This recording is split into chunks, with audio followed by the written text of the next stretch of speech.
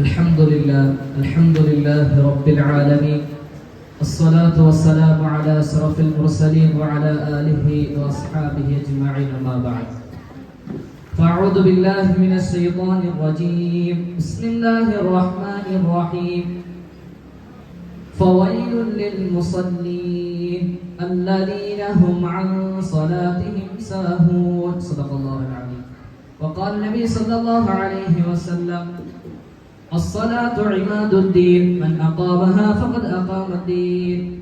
ബഹുമാനമുള്ള ഉസ്താദുമാരെ, മാതാപിതാക്കളെ, എൻ്റെ ശബ്ദം ശ്രവിക്കുന്ന നാട്ടുകാരെ, അല്ലാഹു ഏവരെയും അവന്റെ കമനീയമായ ജന്നാത്തുൽ ഫിർദൗസിൽ ഉൾപ്പെടുത്തി അനുഗ്രഹിക്കുമാറാകട്ടെ. ഒരു വ്യക്തി ഇസ്ലാമിലെ പഞ്ചസ്തംഭങ്ങളായ അതിനെ അവൻ ആദ്യത്തേതായ ഷഹാദത്ത് കലിമ കൈവരിച്ചു കഴിഞ്ഞാൽ രണ്ടാമതായി അവന് നിർബന്ധമാകുന്നത് 1400 കൊല്ലങ്ങൾക്ക് മുമ്പേ പ്രവാചകനായ തഹാ റസൂലുള്ളാഹി സ്വല്ലല്ലാഹു അലൈഹി വസല്ലം തങ്ങൾ ആകാശാരോഹണം നടത്തുകയും അതിലൂടെ അള്ളാഹു സമ്മാനമായി നൽകിയതായ നമസ്കാരമാണ് നിർബന്ധമാകുന്നത്. എത്രത്തോളം ആ നമസ്കാരം അതിനായി റസൂലുള്ളാഹി സ്വല്ലല്ലാഹു അലൈഹി വസല്ലം തങ്ങൾ പരിചയപ്പെടുത്തിയത് അസ്സലാത്തു ഇബാദുദ്ദീൻ മൻ അഖാമഹാ ഫഖദ് അഖാമദ്ദീൻ. ആർക്ക് നമസ്കാരമുണ്ടോ അവന് ദീനുണ്ട്. കാരണം ദീനിന്റെ തൂണെന്നറിയപ്പെടുന്നത് നമസ്കാരമാണ്. നമസ്കാരം യാതൊരുമില്ലയോ അവന് ദീനില്ലാതെയായി പോകുന്നതാണ്. സഹോദരങ്ങളെ, മറ്റേതിലാദരവായ റസൂലുള്ളാഹി സ്വല്ലല്ലാഹു അലൈഹി വസല്ലം തങ്ങൾ കാഫിറിന്റെയും ശിർക്കിന്റെയും ഇടയിൽ അല്ലാഹു മുസ്ലിമിനെ വേർതിരിച്ച നമസ്കാരം കൊണ്ടാണ്. അതരവായ റസൂലുള്ളാഹി സ്വല്ലല്ലാഹു അലൈഹി വസല്ലം തങ്ങൾ പറഞ്ഞു: ഇന്ന ബൈന റജുലി വ ബൈന ശിർക്കി വൽ കുഫ്രി തർക്കുസ്സലാ. കുഫ്റിന്റെയും ശിർക്കിന്റെയും ഇടയിൽ മുസ്ലിമായ ഒരു മനുഷ്യൻ അവൻ മുസ്ലിമാണ് തിരിച്ചറിയുന്ന രേഖ എന്നുള്ളത് നമസ്കാരമാണ്. ആരാ നമസ്കാരത്തെ നിലനിർത്തുന്നവർ അവൻ വിജയിക്കുന്നതാണ്. ആദ്യമായി ഖിയാമത്ത് നാളിൽ അല്ലാഹു ഒരു മനുഷ്യനെ ചോദ്യം ചെയ്യപ്പെടുന്നതും നമസ്കാരത്തെ കുറിച്ചാണ്. നമസ്കാരം ഏതൊരു മനുഷ്യനെയാക്കിയോ അവന് വിജയിയായി തീരുന്നതാണ്. അതുപോലെ തന്നെ നമസ്കാരം എല്ലാ മോശമായ പ്രവൃത്തിയെന്നും മ്ലേച്ഛമായ എല്ലാ പ്രവൃത്തിയെന്നും മനുഷ്യനെ സംരക്ഷിക്കുന്നതാണ്. പരിശുദ്ധമായ ഖുർആനിൽ കൂടി അല്ലാഹു പരിചയപ്പെടുത്തുന്നു: ഇന്ന സ്വലാത തൻഹാ അനിൽ ഫഹ്ശാഇ വൽ മുൻകർ. എല്ലാ മോശ പ്രവൃത്തിയെ തൊട്ടും എല്ലാ മ്ലേച്ഛമായ പ്രവൃത്തിയെ തൊട്ടും മനുഷ്യനെ നമസ്കാരം തടുക്കുന്നതാണ്. ഒരിക്കൽ ആദരവായ റസൂലുള്ളാഹി സ്വല്ലല്ലാഹു അലൈഹി വസല്ലം ഒരു സഹാബി എന്നിട്ട് ചോദിച്ചു: അല്ലയോ നബിയെ, ഒരു വ്യക്തിയെ കുറിച്ച് അദ്ദേഹം ചോദിക്കുകയുണ്ടായി. അദ്ദേഹം രാത്രി മുഴുവൻ നിന്ന് നമസ്കരിക്കുകയും പകലന്തിയോളം അദ്ദേഹം കൊള്ളയടിക്കാൻ പോവുകയും ചെയ്യുന്ന ഒരു സഹാബിയെ കുറിച്ച് ചോദിച്ചു. ആദരവായ റസൂലുള്ളാഹി സ്വല്ലല്ലാഹു അലൈഹി വസല്ലം തങ്ങൾ പറഞ്ഞു: അദ്ദേഹം ആ ചെയ്യുന്ന മോശമായ പ്രവൃത്തിയെ തൊട്ടും നമസ്കാരം അദ്ദേഹത്തെ തടുത്തുകൊള്ളും. കാരണം എന്തേ? ആദരവായ റസൂലുള്ളാഹി സ്വല്ലല്ലാഹു അലൈഹി വസല്ലം ഒരിക്കൽ പറയുകയുണ്ടായി: ലൗ അന്ന നഹറൻ ബിബാബി അഹദികും യഗ്തസിലു മിൻഹു കുല്ല യൗമിൻ 5 മററാത്ത് അൻ യബ്ഖാ മിൻ ദർനീശി. സഹോദരങ്ങളെ, ഹദീസ് പറഞ്ഞാൽ നീണ്ടുപോകും. അതിന്റെ ആശയം പറഞ്ഞ് മനസ്സിലാക്കി തരാം.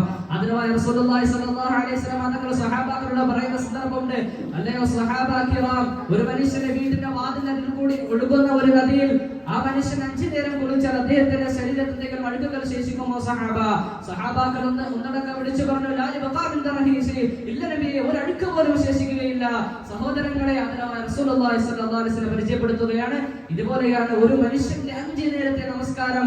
അത് അവന്റെ മുഴുവൻ പാപങ്ങളെയും ശുദ്ധമാക്കും. അതിലൂടെ അവന്റെ ഇനിയുള്ള കാലം നല്ല ജീവിതം നല്ല രീതിയിൽ ജീവിക്കാൻ അല്ലാഹു തൗഫീഖ് നൽകും. സഹോദരങ്ങളെ, നമസ്കാരം അതിൻ്റെതായ ശർത്തുകളും ഫർളുകളും സുന്നത്തും പാലിച്ചുകൊണ്ട് വേണം നമസ്കരിക്കാൻ. ഇല്ലെങ്കിൽ എന്തേ? അതിന് പരിശുദ്ധമായ ഖുർആനിൽ കൂടി അല്ലാഹു പറയുന്നു: ഫവൈലുൽ ലിൽ മുസല്ലീൻ അല്ലദീന ഹും അൻ സ്വലാത്തിഹിം സാഹൂൻ. അല്ലാഹു പരിശുദ്ധമായ ഖുർആനിൽ കൂടി വൈദ്യുത നരകത്തെ പരിചയപ്പെടുത്തുന്നത് നമസ്കരിക്കുന്നവർക്കാണ്. കാരണം എന്തേ? അവർ നമസ്കരിക്കാനായി വന്നു കഴിഞ്ഞാൽ സുബ്ഹാനല്ലാഹ് മറ്റുള്ളവരെ കാണിക്കുന്ന ചിന്തയിലും അല്ലാഹുവിനെ സ്മരിക്കാതെയുള്ള ചിന്തയിലും അവർ നമസ്കരിക്കും. ഏതുപോലെ ആദരവായ റസൂലുള്ളാഹി സ്വല്ലല്ലാഹു അലൈഹി വസല്ലം കാലഘട്ടത്തിൽ സഹാബാക്കളുടെ ഒരു കൂട്ടം ആളുകൾ നമസ്കരിക്കാനായി വരും. എങ്ങനെയാണ് അവർ? അവർ നമസ്കാരത്തിൽ നിന്ന് കഴിഞ്ഞാൽ മടിയന്മാരാണ്, അലസതയാരോ. നമസ്കാരത്തിൽ അവർ അല്ലാഹുവിനെ ഭയഭക്തിയില്ല. അല്ലാഹുവിനെ അല്പം മാത്രമാണ് നമസ്കാരത്തിൽ ശ്രദ്ധിക്കുന്നത്. സഹോദരങ്ങളെ, അപ്രകാരമുണ്ട് നമ്മുടെ നമസ്കാരവും. നമ്മളത് ശ്രദ്ധിക്കട്ടെ സഹോദരങ്ങളെ. അല്ലാഹു തആല നമ്മെ ഏവരെയും നമസ്കാരത്തെ പരിപൂർണമായ രീതിയിൽ പരിപാലിച്ച് നമസ്കരിക്കാൻ തൗഫീഖ് നൽകുമാറാകട്ടെ. അത് മാത്രമല്ല, പുരുഷന്മാർ അധിക പേര് എല്ലാവരും അവർക്ക് നിർബന്ധമാണ് എന്ന് വേണമെങ്കിൽ പറയാം, പള്ളി പള്ളിയിൽ പോയി നമസ്കരിക്കൽ. കാരണം എന്തേ? സ്വലാത്തുൽ ജമാഅത്തി അഫ്ളലു മിന സ്വലാത്തിൽ ഫർദി ബി 27 ദറജ. തനിച്ച് വീട്ടിൽ നമസ്കരിക്കുന്നതിനേക്കാൾ ജമാഅത്തായി നമസ്കരിക്കുന്നവന് 27 ഇരട്ടി പ്രതിഫലമെന്നാണ് ആദരവായ റസൂലുള്ളാഹി സ്വല്ലല്ലാഹു അലൈഹി വസല്ലം പരിചയപ്പെടുത്തിയത്.